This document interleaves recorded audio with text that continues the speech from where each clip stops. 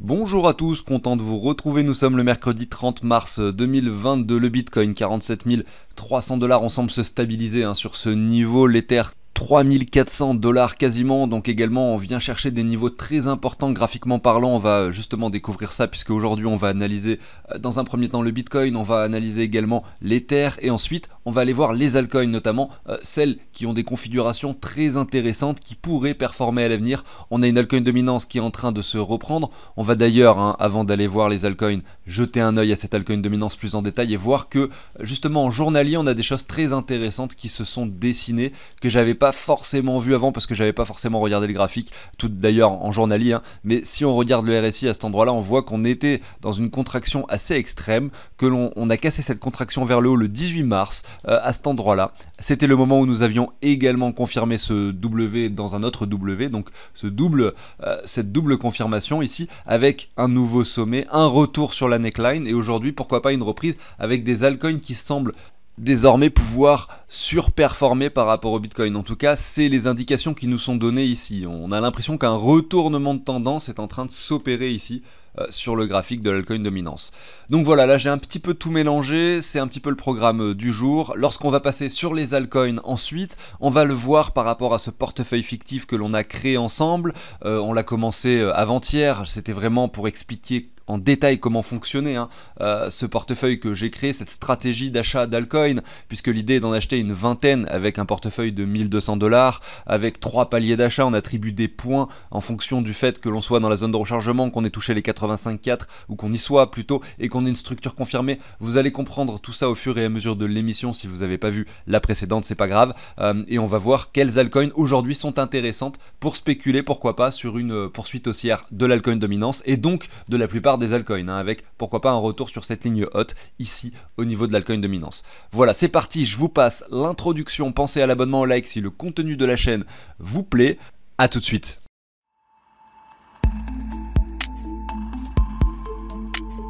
Alors le Bitcoin, aujourd'hui on est sur un niveau quand même assez important puisqu'on a eu une jolie performance depuis ici le 13 mars. Le Bitcoin a performé à hauteur d'environ 25%, ce qui est pas mal pour cet actif qui est quand même la crypto-monnaie la plus capitalisée du marché. On a cassé ce niveau-là en daily que l'on pourrait revenir tester. Si on regarde l'order flow, on observe que vous voyez à chaque fois qu'on avait des poussées comme celle-ci, vous voyez là beaucoup de gens rentraient en position, donc pendant cette même période vous pouvez regarder en bas, ici vous avez le funding rate négatif, donc les gens étaient plutôt à la vente, le sentiment était bearish, et là il y avait beaucoup de personnes qui entraient justement à la vente. On voit l'open interest qui monte, pareil ici, regardez l'open interest qui monte, le funding rate négatif, et vous voyez, c'est ce que je disais lors de l'émission de lundi, parce que ça s'est déroulé le 27 mars, donc dimanche si je ne dis pas de bêtises. On a vu effectivement un cours qui était passé donc de 44 à 47 000 $ très rapidement, avec cette fois-ci un open interest qui descend, c'est-à-dire beaucoup de liquidation, et on voit que là les gens ne sont plus en train de shorter le marché depuis cette période-là. On est plutôt neutre sur le funding rate. Donc là on pourrait s'attendre, vous voyez qu'on continue un peu à liquider des personnes, on pourrait s'attendre à un retour, un retracement sur le Bitcoin pour faire peur à nouveau à tout le monde, parce qu'aujourd'hui le sentiment est en train de redevenir bullish. On est sur les 55, sur le Crypto Fear and Greed, on a touché les 60, donc oui, le sentiment redevient légèrement bullish, on va dire. Donc pour moi il serait assez logique de voir un Bitcoin qui revienne dans un premier temps chercher cette ligne là, les 45 000, les 44 600 exactement, ici si on récupère la clôture daily de ces trois niveaux là, donc c'était le 9, le 16 février également et le 1er mars. Ce sont des clôtures pertinentes qu'on pourrait venir retester. Si on récupère cette hausse sur le Bitcoin, on voit que ça correspond pile poil au 23,6 de Fibo. Donc ça c'est également un élément pertinent. On voit qu'en dessous on a les 38D aux alentours des 42 400 $. On a la zone de rechargement de toute cette hausse ici entre les 38 000 et 36 000. Si jamais on devait aller clôturer sur des niveaux plus bas que les 38,2, effectivement la phase bullish pourrait être remise en question. Mais c'est absolument pas le scénario le plus probable. Le plus probable est que l'on continue de grimper. Ici, si on dézoome un petit peu sur ce graphique, on récupère simplement un Fibo qui récupère cette baisse, on voit qu'on a cette zone de rechargement et c'est vraiment la zone à privilégier dans les jours qui viennent, semaines qui viennent, entre les 55 et les 61 000. Ça c'est le plus probable sur le contexte actuel de ce que l'on vient de dessiner sur le graphique ici. Et aujourd'hui, avec cette configuration désormais à l'écran pour les personnes qui font du trading, ce qui n'est pas mon cas, mais voilà, je le précise quand même, eh bien tous les dips peuvent désormais être achetés. C'est-à-dire que demain, si vous voyez un dip sur le Bitcoin, un retour par exemple, si j'étais trader sur le Bitcoin, j'essaierais d'acheter les dips. C'est-à-dire que là, les 23,6, pourquoi pas, j'essaierais de rentrer ici. Les 38,2, bah là, je rentre également.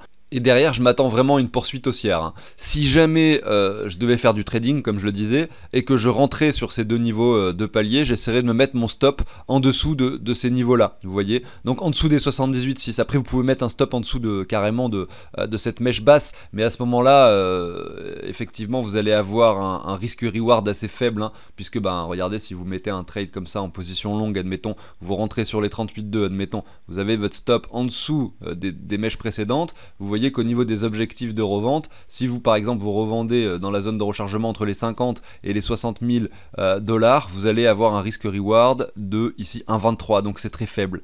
Donc effectivement le stop loss je le positionnerai plutôt ici, vous voyez, en dessous des 78,6, voilà, histoire d'avoir un 2 pour 1 au niveau du trade. Et là, on aurait quelque chose d'intéressant à faire. Il faut comprendre que là, on était dans un grand range, en fait, hein, sur le Bitcoin, à cet endroit-là. C'était un range assez ennuyant qui a duré pendant 3 mois. Et il y a des personnes qui aiment bien trader les ranges, c'est-à-dire d'acheter, effectivement, quand on est sur le bas du range, de revendre lorsqu'on est en haut du range, etc., etc. Malgré tout, c'est assez compliqué à faire parce qu'on met du temps à identifier un range. C'est-à-dire que là, on ne sait pas encore qu'il y a un range. Quand on arrive ici sur le cours, on ne sait pas encore qu'il y a un range.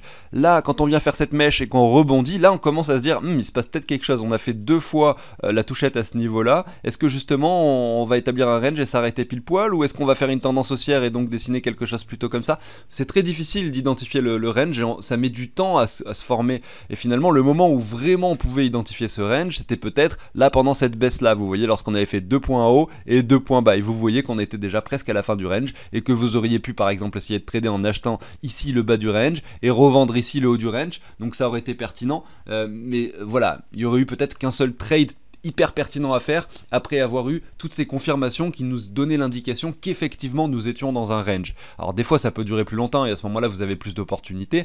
Là on voit que c'était pas forcément le cas, en tout cas en daily, et là on entame une tendance haussière et c'est plus facile je pense de trader les tendances haussières parce qu'on a des confirmations de W, parce que maintenant on peut essayer d'acheter des dips pour miser sur des achats, hein, et ne pas faire de trade à la baisse aujourd'hui puisque on semble changer de tendance. Voilà, donc j'ai fait une petite aparté sur le trading, à savoir que c'est très facile d'en parler, hein, du trading, et de voir les choses à l'écran une fois qu'elles sont faites, mais c'est très difficile de le faire. Alors il y a des personnes qui sont mieux conditionnées que d'autres pour faire ce genre de choses et pour trader en fait, hein. Il faut bien le comprendre, c'est une question d'émotion, une question d'état d'esprit finalement, plus qu'autre chose. Ça représente vraiment 80% de la partie trading lorsque vous le faites. Alors que faire de l'investissement, c'est quand même vachement plus pertinent. Par exemple, je vous donne un exemple concret. Aujourd'hui, on a un GMT qui vaut 1,97$. Qu'est-ce que GMT? Finalement, c'est une crypto-monnaie associée à un jeu qui s'appelle STEPN. STEPN, c'est un jeu que j'ai découvert grâce aux autres influenceurs crypto qui étaient sur YouTube ou sur Twitter.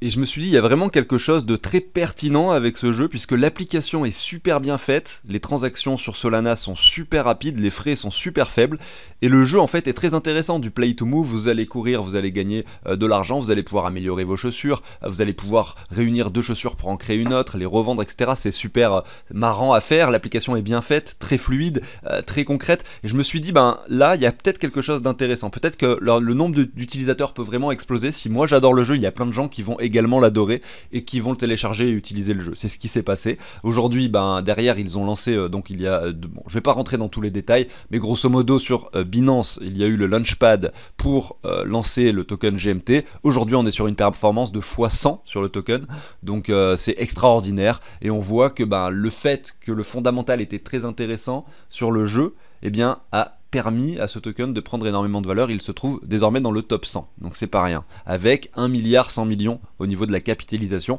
Je spécule sur le fait que le GMT puisse entrer dans le top 50 à minima, puisque on a un Axie Infinity AXS qui est un token similaire au GMT, c'est-à-dire que contrairement par exemple au SLP de Axie Infinity qui sont donc les potions que l'on gagne dans le jeu Axie Infinity, c'est un token inflationnaire, etc., eh bien le token AXS, lui, n'est pas inflationnaire. Et donc lui, c'est pour ça qu'il a pris autant en valeur. Il est classé 28e aujourd'hui. Et je ne serais pas étonné de voir un GMT, donc le token de STEPN, qui dépasse la capitalisation du AXS un jour.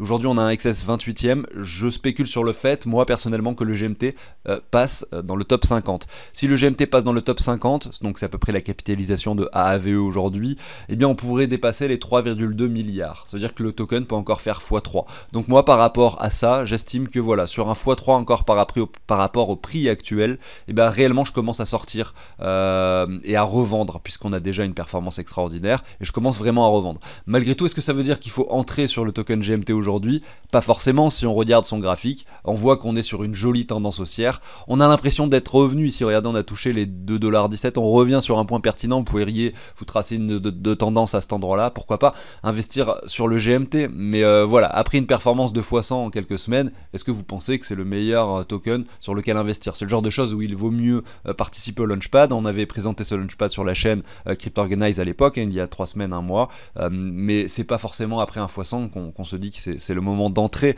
puisqu'il peut être super volatile, ce token. Il peut très bien repasser 2 centièmes, diviser par 2 son prix avant de monter à nouveau pour peut-être faire un x3 ou x4 et passer dans le top 50.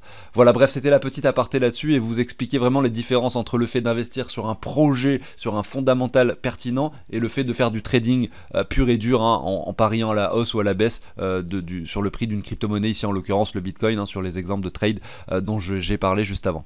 On continue avec l'Ether, et là on voit que si on prend en compte les mèches, c'est-à-dire, je vais vous dessiner ça, on va prendre en compte cette mèche haute et cette mèche basse à cet endroit-là, on a un W qui est dessiné mais qui n'est pas confirmé. Pourquoi je dis qu'il n'est pas confirmé? Parce que lors de la clôture de dimanche, nous étions sur le même niveau que ce point. On peut considérer ça comme un double top. Donc si dimanche soir on clôture sur les niveaux actuels, oui, on aura ce W qui sera confirmé. Donc là il y a plusieurs écoles. Là vous voyez que je prends en compte les mèches pour dessiner ce W. Ce que je pourrais faire, c'est également me mettre en droite et essayer de regarder ce qu'il se passe. Est-ce qu'on a un W ici? Et que je vais remonter un peu cette ligne-ci, on voit qu'il n'y en a pas, parce qu'on fait un nouveau plus bas à cet endroit-là. Donc au niveau des clôtures, en weekly, on n'a pas de joli W. Par contre, on a une divergence cachée, donc c'est également bullish, vous voyez, parce que nous avons sur le RSI quelque chose qui monte, et sur le cours quelque chose qui descend légèrement, donc une divergence cachée. Bref, ce que je veux dire, c'est que de toute façon, on a une configuration relativement bullish qui se dessine à cet endroit-là, et c'est assez intéressant de le voir. Si on se met en daily désormais, là, cette fois-ci, on a quelque chose de différent. On a le W qui est déjà confirmé. Malgré tout, ça a moins d'impact que le graphique en weekly. Donc on aimerait bien voir dimanche soir le cours clôturé sur les niveaux actuels, sur les terrains, pour pouvoir réellement envisager cette poursuite haussière, avec pourquoi pas un retour sur une neckline par la suite, et derrière une poussée. Donc au niveau du graphique weekly, je parle. Ici en daily, la confirmation est déjà donnée. Donc en fait, on a beaucoup d'éléments qui nous donnent l'indication qu'on est en train de se retourner, avec un RSI qui a confirmé un W en weekly également, avec en daily ici la confirmation. Regardez, si je prends cette mèche haute, ici ça s'est passé le 28 mars, donc si je dis pas avant-hier, voilà. La bougie du 29 mars était également bullish. On vient s'appuyer sur ces niveaux de prix, donc attention, on peut freiner à l'approche de ces niveaux-là, notamment parce qu'on l'a vu sur le Bitcoin, on est sur un niveau de résistance assez important, avec un order flow qui nous indique que potentiellement on pourrait avoir un flash crash vers le bas, retourner vers les 44 000, ça pourrait engendrer un Ether qui par rapport au Bitcoin également redescend légèrement. C'est ça aussi également qui est un peu embêtant avec l'Ether, c'est qu'il est très lié à ce que fera le Bitcoin, donc si on a un Bitcoin qui retrace, il est fort à parier que l'Ether retrace également. Bon bref, on va enchaîner assez rapidement maintenant avec les altcoins. On a vu l'altcoin dominance avant l'introduction, j'ai déjà parlé de ce W confirmé, de cette contraction et de la possibilité qu'on ait une altcoin dominance qui vienne chercher cette ligne haute. Donc on va pas s'attarder dessus plus longtemps. On a notre portefeuille fictif, on a déjà acheté 2 crypto-monnaies lundi, mais j'avais fait surtout l'explication de cette stratégie. Je vous invite, j'avais mis en haut à droite dans la fiche ici l'émission de lundi, n'hésitez pas à y jeter un œil. Alors on s'était arrêté la dernière fois sur le token Sand, donc on va continuer ici, on s'était arrêté sur Sand, voilà, et donc on va enchaîner avec la suivante, c'est Gala. Donc Gala, c'est le token de Gala Games qui a eu des performances assez intéressantes en 2021. On va aller voir un petit peu déjà son graphique avec quelque chose qui pourrait nous afficher plus d'historique, parce que là j'ai pas beaucoup d'historique, mais je suis pas sûr de trouver en fait, On va aller voir FTX. Non, je pense que là j'avais quelque chose de pas trop mal finalement. Là ça commence quand? Le 13 septembre 2021. Donc là j'étais en septembre 2021, voilà. C'était ici. Donc vous voyez c'était quand même pas mal, hein. J'ai quand même eu un bon historique de graphique. Bon il n'y a pas tout parce que là à cette époque-là, hein, c'était en 2020. Le token était plutôt aux alentours. Regardez, hein, c'est incroyable. Il valait 0,002 centimes à un moment. 4 centimes, enfin 0,0. Bref, on est sur des performances, en fait, si vous reprenez le prix du niveau de octobre 2020 et le sommet sur Gala Games, je pense que ça va nous rendre fou, hein, le calcul. En fait, on va regarder ça, donc il y avait 3 zéros, donc on fait 0,71, c'est le sommet, divisé par 0,0003, on va mettre. Ça fait un fois 2366. Donc 10 dollars investis sur Gala Games en octobre 2020 auraient valu en novembre 2021 23 660 dollars. Évidemment, j'ai pas investi à ce moment-là. Évidemment, je connaissais pas du tout Gala Games en 2020. J'ai commencé à le découvrir en 2021 vers le mois d'avril-mai, je crois. Je vous avais présenté le jeu Tonstar à ce moment-là sur la chaîne. Et c'est après que la performance s'est opérée. Donc il valait dans les 1-2 centimes lorsque je vous avais présenté le jeu, si je ne dis pas de bêtises. Donc il y a quand même eu un x70 par la suite. Mais rien à voir avec le x 2300. Hein. Mais bref, ici c'est intéressant. On voit que derrière on a touché un sommet, qu'on retrace énormément et qu'on a un W, regardez, qui commence pourquoi pas à se dessiner sur le Gala Games. Et on va essayer de regarder aujourd'hui un petit peu ce qui se passe. On va prendre ce niveau là, hein. Je prends pas les niveaux de 2020 parce qu'ils étaient extrêmement bas. On va donc faire avec ce qu'on a ici. On observe qu'on est dans la zone de rechargement, donc on attribue un point par rapport à notre stratégie. On a dit voilà, zone de rechargement atteinte, 1 point. Si jamais on est sur les 85,4 de Fibo, on attribue un deuxième point, donc on aurait 2 points, parce que la zone de rechargement serait dépassée, donc le point est attribué, plus les 85,4 touchés, sur lesquels nous serions, eh bien 2 points. Derrière, si on a une structure confirmée, en plus, on attribue un troisième point. Donc là, on voit qu'il n'y a qu'un seul point à attribuer. Pourquoi? Parce que nous sommes dans la zone de rechargement, parce que les 85,4 sont plus bas et nous ne sommes pas du tout dessus actuellement, et qu'il n'y a pas de W confirmé. Pour le confirmer, il faudrait plutôt venir par ici. Sur notre stratégie, pour ceux qui ont vu la vidéo de lundi, vous le savez déjà, mais il y a 1200 dollars investis, et à chaque fois on attribue des paliers d'achat. Donc on veut acheter 20 cryptos dans cette stratégie, on veut diversifier donc cette partie de portefeuille. 1200 dollars, ça représenterait par exemple 5, 10 ou 20% de votre portefeuille total. Avec cet argent-là, vous voulez diversifier, acheter des crypto-monnaies, établir une stratégie. Ça vous demandera du temps parce qu'il faut regarder les graphiques, il faut regarder les points d'achat, les paliers, se mettre des ordres, regarder les points de vente, etc. Donc c'est assez actif comme stratégie, mais ça peut, pourquoi pas, être assez intéressant de le faire et ça peut rapporter. C'est un peu l'idée générale, hein. Donc ici, 1200 dollars, on a des points, on attribue des points en fonction des paliers d'achat qui seraient atteints, les zones de rechargement, la structure, les 85,4. Si jamais on a un point, on investit 20 dollars. Si on a 2 points, on met 20 plus 20, 40. Si on a les 3, on met 60, etc. etc. Là, on n'a qu'un point sur Gala Games. Donc ce que je vais faire, c'est que ici, il faut que j'ajoute tout simplement Gala. Je vais pas le faire pour les suivantes, hein. J'irai beaucoup plus vite. Là, je le fais pour vous montrer. C'est un tableau que je vous partage ici. En fait, vous mettez simplement le nom de la crypto et automatiquement, il y a son prix qui s'affiche en dollars et en euros. Le SHIB ici, il y a écrit 0,00 parce qu'il y a beaucoup de zéros après la virgule. Regardez, il y a bien son prix, mais il faut simplement afficher plus de chiffres. Donc là, les prix s'actualisent en temps réel, toutes les 2-3 minutes, automatiquement, hein. Donc c'est l'intérêt de ce tableau, c'est que les prix des crypto-monnaies sont récupérés en temps réel. Donc là, j'ai marqué Gala, automatiquement, on a son prix. Je vais essayer de regarder combien ça fait, donc ici Gala, combien ça fait 20 dollars. 20 dollars, ça fait 73,92 Gala. Donc ce que je fais, du coup, c'est que je vais enlever les 20 dollars. Ici, je simule cet achat, c'est un portefeuille fictif, c'est pas réel, et je fais 73,92 tout simplement. Voilà, alors là je fais comme ça, voilà, 0,92, et automatiquement maintenant j'ai plus que 1140 dollars à investir, j'ai bien mes 73 Gala qui représentent bien les 20 dollars. Vous voyez que les deux crypto-monnaies qu'on a achetées hier sont toujours au même prix, puisqu'elles valent toujours 20 dollars. On voit que ça fluctue un peu, que le SHIB a pris légèrement de la valeur, qu'on a 21 dollars de SHIB maintenant. Et l'objectif, vous l'avez compris, c'est de rentrer dans les cryptos quand elles sont par ici et essayer de revendre des paliers ici dans la zone de rechargement de short dans un premier temps. Donc pour Gala Games, ça serait entre les 58 et les 69 centimes pour récupérer son investissement de départ, ici en l'occurrence 20 dollars. Mais si jamais par exemple le Gala Games continue de chuter et vient chercher les 85,4, et ben on aura un deuxième palier d'achat ici. Donc on aura investi 40 dollars, on aura lissé notre achat, hein, sur 2 niveaux, et derrière essayer également du coup de revendre, récupérer son investissement de départ quand on revient par ici. Donc si là on revient ici, ça fera 15 15 centimes, 16 centimes approximativement. Si on revend à 60 centimes, eh bien on aura une performance supérieure. Donc si on prend le pourcentage, tout simplement, on va lisser l'achat au milieu, par exemple ici, 200% de performance. Donc oui, effectivement, tout simplement en revendant un tiers des tokens Gala que l'on aura, on récupérera nos 40 $, vous voyez. Donc c'est ça l'idée. Et derrière, on pourra, pourquoi pas, envisager une poursuite haussière avec un nouveau sommet, essayer de se mettre des paliers de revente plus haut, avec des objectifs que l'on définira ensemble, très précis, vous comprendrez le jour où ce sera le moment, hein. Bien sûr, pour l'instant, c'est pas d'actualité. Les reventes, on est plutôt sur des achats. J'enchaîne avec Matic. Matic, qu'est-ce qu'on voit? On voit une crypto-monnaie assez bullish, hein, sur le long terme. Si on récupère toute cette hausse, hein, c'est ce qu'on fait sur la chaîne pour essayer d'identifier les crypto-monnaies à acheter, on observe qu'on n'est même pas revenu dans notre zone de rechargement, qu'on a en plus de ça aucune structure et qu'on est très loin des 85,4. Donc on n'a aucune nécessité d'investir, en tout cas pour cette stratégie, sur le Matic. Donc on va passer directement à la suivante.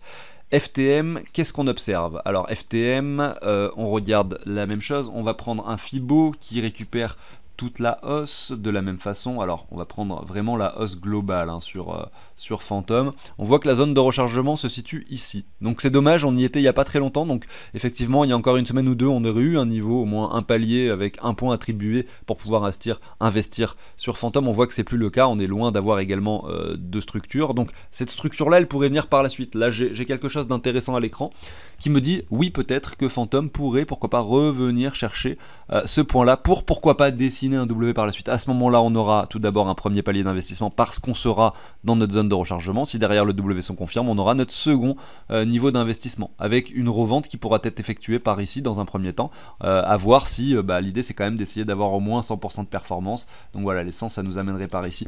Voilà, c'est quelque chose de jouable, on verra par la suite. En tout cas aujourd'hui sur Phantom, par rapport à cette stratégie, on n'a pas de niveau d'investissement. J'aimerais vraiment voir un petit retour, hein, dans un premier temps sur ces niveaux-là. Et si jamais on veut dessiner un nouveau plus bas sur Phantom, on a ce point de support qui pourrait être pertinent à cet endroit-là. Vous voyez, qui pourrait effectivement jouer son rôle de support, pourquoi pas imaginer un W par la suite. En tout cas, ce qui est sûr, c'est que voilà, rien ne nous indique que là, Phantom est prêt à se reprendre pour aller chercher des sommets, en tout cas. Hein. Je continue avec le token NIR. Donc NIR ici, par rapport au dollar, je vais en passer encore 3 ou 4, hein, des cryptos. Il y en a encore plein, regardez tout ce que j'ai mis ici. Il y en a vraiment beaucoup. Hein. J'ai essayé de regarder un peu les top 500 cryptos et regarder celles qui m'intéressaient, que j'ai mis là-dedans. On les verra toutes, hein. Au fur et à mesure, on va sûrement toutes les analyser, ces cryptos. Il y en a des très intéressantes. Et on les fera au fur et à mesure des émissions. Parce qu'en fait, je me rends compte que j'adore en début d'émission parler du Bitcoin, d'aller dans les détails, etc. Et donc du coup, j'ai pas le temps d'en regarder tant que ça, mais c'est pas grave, on va faire ce portefeuille fictif petit à petit. Hein. Ça reste fictif, c'est pas du vrai argent. Après, si vous avez une stratégie comme celle-là, vous allez le faire directement, par exemple avec 500 crypto-monnaies d'un coup, regardez les graphiques, etc. Vous allez essayer de diversifier avec celles qui vous intéressent le plus graphiquement parlant. Vous allez regarder également, par exemple, l'offre en circulation. Est-ce qu'il y a beaucoup de tokens à émettre encore? Regardez, par exemple, sur Gala Games, ici on a 7 milliards de tokens tout simplement en circulation pour une offre totale de 37 milliards et une offre maximale de 50 milliards. Donc est-ce quelle est la différence entre offre totale? Donc c'est offre sur la blockchain moins jetons brûlés. Oui d'accord, en fait l'offre maximale c'était l'offre de base et aujourd'hui il y a 13 milliards de tokens qui ont été visiblement brûlés et il y en a que 7 milliards 500 millions en circulation. Donc l'inflation à prévoir est encore énorme. Peut-être que des tokens seront encore brûlés sur les 37 milliards. Malgré tout, forcément il y aura une inflation et donc ça va limiter forcément l'expansion, enfin on va dire le pump potentiel sur Gala Games. Ça c'est quelque chose d'intéressant à prendre en compte et après se renseigner bien sûr sur les projets en détail. Également en fait il y a beaucoup de choses que vous pourriez faire pour choisir vos crypto-monnaies, à la fois avec le graphique, à la fois avec le token, l'inflation, le projet en lui-même. Regardez, vous pouvez aller sur les sites directement depuis CoinGecko, vous renseigner dessus, etc. etc. On va continuer, allez, j'enchaîne avec NIR, ici par rapport au dollar. On va récupérer un petit peu, on va regarder ce graphique, on va prendre un Fibo de retracement, on récupère toute la hausse ici, donc là on était en 2020, comme ceci, je récupère le sommet, je mets l'aimant pour que ce soit vraiment précis. On observe qu'on a touché pile poil les 61,8 avant de rebondir. Donc là, on aurait eu une petite période vraiment très courte sur laquelle je me dis qu'on aurait pu investir nos 20 $ ici. Vous voyez, parce qu'on était dans cette zone de rechargement. Derrière, on voit que le token rebondit assez fort sur ce niveau-là, puisqu'aujourd'hui, on se retrouve à nouveau sur les 14 $. Pas de palier à se mettre sous la dent, on a un V-bottom en plus de ça, donc effectivement un petit retour sur ces niveaux de prix serait pertinent. On reviendra a priori pas, en tout cas si on vient former un W comme celui-ci, on ne pourrait ne pas revenir dans cette zone de rechargement et donc ne pas avoir de palier d'investissement sur ce token. Après moi je suis en train ici de regarder par rapport à la stratégie en question, hein, mais sur quelque chose de plus global et de l'investissement plus long terme, ça pourrait être pertinent de commencer à se mettre un palier par exemple sur le NIR à ce niveau-là, hein, pourquoi pas, hein, vous prenez ce point-là et ce point-là, vous voyez la zone de rechargement, ici vous pouvez imaginer pourquoi pas un potentiel W qui pourrait se former, vous avez un joli palier d'achat et derrière vous pouvez mettre des paliers supplémentaires si on vient chercher, regardez, en plus on a une trendline comme celle-ci hein, qui se dessine et qui est assez propre à cet endroit-là, vous voyez, qui vient chercher les cours en tant que support à ces endroits précis, ici également sur les clôtures, donc c'est un niveau pertinent ici les 10 $ pour le NIR, ça rentre pas en compte dans notre stratégie qu'on est en train de faire, mais vous voyez il y a également sur d'autres types d'investissements, évidemment une possibilité très intéressante d'investir sur le NIR, sur des niveaux ici aux alentours des 10 $ par exemple. Je continue, alors SLP, est-ce que je le passe? Non, je vais même pas le passer, SLP c'est le token beaucoup trop inflationnaire selon moi de Axie Infinity, c'est un token que l'on gagne en jouant au jeu, et je pense pas que ce soit un token spécifique sur lequel il faut spéculer.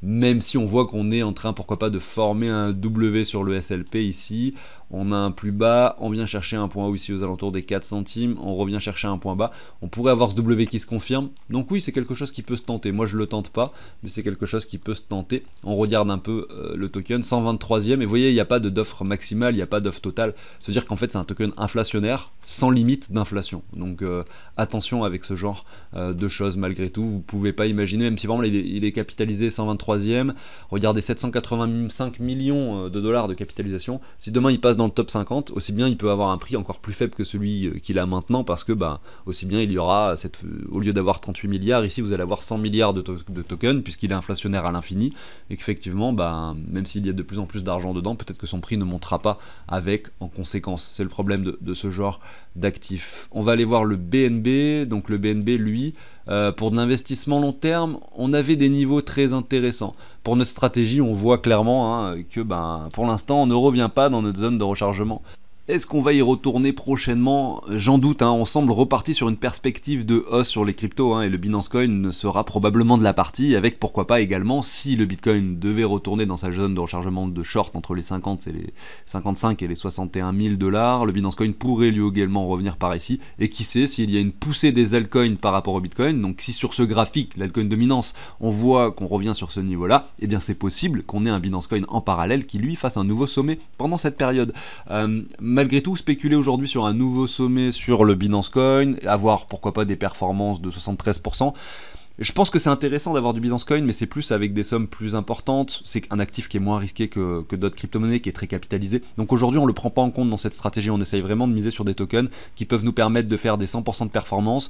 C'est des tokens sur lesquels nous sommes revenus plus bas dans la zone de rechargement. Voilà, c'est pas le cas du Binance Coin. On pourrait imaginer que Binance Coin fasse un nouveau sommet et derrière que Binance Coin revienne par la suite, pourquoi pas en 2023-2024, dans une zone de rechargement qui pourrait être située entre les 300, ici 310 et 180 $, hein, je spécule sur le fait qu'on atteigne par exemple les 800 $ ici, ça ferait revenir, si jamais on avait un joli crash sur le marché des cryptos, on va dire un retracement assez important avant, pourquoi pas le prochain halving sur le Bitcoin et le prochain cycle, et bien un retour entre les 300 et les 200 $, ça serait une opportunité très intéressante sur le Binance Coin. Voilà, on va enchaîner avec Mana et ça va être la dernière crypto-monnaie du jour. Ici, je regarde cette hausse fulgurante qu'il y a eu sur ce token qui concerne le métavers et les jeux vidéo, l'achat de terre sur quelque chose de décentralisé. J'ai jamais vraiment joué ou je me suis jamais vraiment renseigné en profondeur sur Decentraland. Ça m'a pas empêché de spéculer sur ce token et de profiter de cette hausse. Aujourd'hui, on voit qu'on retourne sur un niveau assez bas, mais malgré tout, si on prend un Fibo qui récupère toute la hausse, on voit qu'on est revenu dans la zone de rechargement à cet endroit là, qu'on forme un W. En fait on a une configuration à peu près similaire à beaucoup d'autres crypto-monnaies, notamment donc on avait acheté quoi tout à l'heure, du Gala Games, voilà Gala Games qui avait la même configuration mais dans une zone de rechargement. Là on voit que c'est pas le cas, et en fait ce qui est moins intéressant finalement sur les cryptos qui sont plus capitalisés et qui ne reviennent pas dans les zones de rechargement, c'est que sur cette stratégie, comme je le disais, qui fait partie simplement d'une qui correspond à une petite partie de notre portefeuille total. L'idée c'est de faire de belles performances. Peut-être que du mana on peut en avoir sur du holding plus long terme, etc., sur notre portefeuille global, avec voilà, une somme assez, par exemple, qui pourrait représenter 5% ou 10% de notre portefeuille, parce que on aime bien ce projet, on spécule dessus. Mais sur cette stratégie qu'on est en train de faire, c'est pas intéressant. Pourquoi? Parce que si on récupère cette baisse, on voit qu'on a notre zone de rechargement à cet endroit-là de short. Donc même si on devait acheter du mana sur la confirmation du W ici, on regarde la performance, on a 44%. Voilà, c'est pas extraordinaire et c'est pas ce qu'on cherche. Pas avec 20$ investis, vous voyez, pour passer de 20$ à 26, finalement c'est pas ce qu'on recherche. Non, on recherche des fois 2, des fois 3, des fois 4 minimum sur des cryptos à potentiel. Voilà. Donc ça c'est une crypto qui était à potentiel avant, qui aujourd'hui maintenant est très capitalisée, sur lequel maintenant il est beaucoup moins risqué d'investir, puisque ben, elle se stabilise avec un niveau, regardez, hein, si on jette un œil sur CoinGecko, c'est vraiment la bible, hein, CoinGecko, il faut le savoir. 4 milliards de capitalisation, crypto-monnaie classée 41e. Vous voyez au niveau des tokens émis, il en reste encore un peu, mais on a quand même une offre en circulation pas mal. Hein, on doit être sur les 60-65%. Donc voilà, des tokens qui sont déjà en circulation. Donc voilà, sur le long terme, pourquoi pas, mais sur la stratégie qu'on est en train de faire, pas du tout intéressant ici. J'arrive déjà hein, sur la fin de l'émission, on a pu ajouter seulement une crypto-monnaie à notre portefeuille, je pensais vraiment en ajouter plus, hein. Je suis désolé pour ceux qui espéraient en avoir plus hein, ici dans l'émission.